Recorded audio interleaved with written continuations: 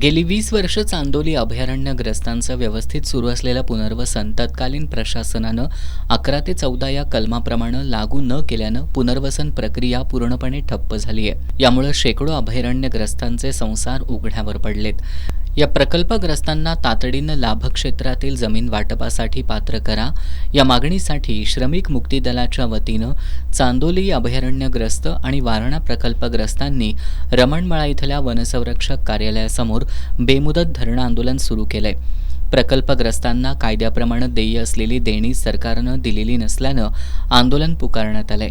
आम्ही आता आर या पारची लढाई लढणार आहे। जोपर्यंत आमच्या मागण्या मान्य होत नाहीत तोपर्यंत आम्ही थांबणार नसल्याचा इशारा श्रमिक मुक्ती दलाच्या मारुती पाटील यांनी दिलाय। आंदोलनाचं स्वरूप असं आहे की आम्हाला उठून आल्यापासून काही दिलेलंच नाही, फक्त काही भूखंड वाटप केले। फक्त घर बांधणे अनुदान आमच्या 259 लोकांना मिळालेलं नाही, 10,000 फक्त दिले आणि उर्वरित लोकांना 1,61,400 रुपये दिले।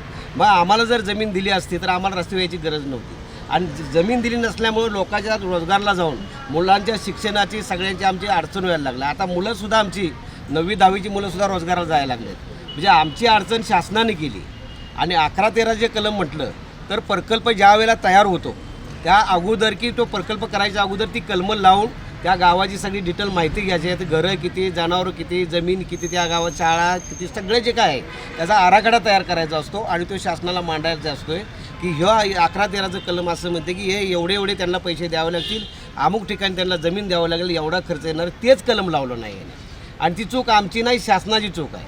आम्हाला गाड्या दिल्या, माळावर आणून सोडलं आणि आता अप्पर जिल्हाधिकारी त्या आता जे आहे बदली झाली त्यांनी ते कलम काढल्यामुळं आता 3 वर्ष आमचा प्रकल्प पूर्ण बंद आहे। म्हणून आम्ही आर्यापारची लढाई आम्ही लढणार आहे। आता या आंदोलनात DK बोडके, नजीर चौगले, प्रकाश बेलवलकर, दाऊद पटेल, आनंदा अमकर यांच्यासह प्रकल्पग्रस्त सहभागी झालेत।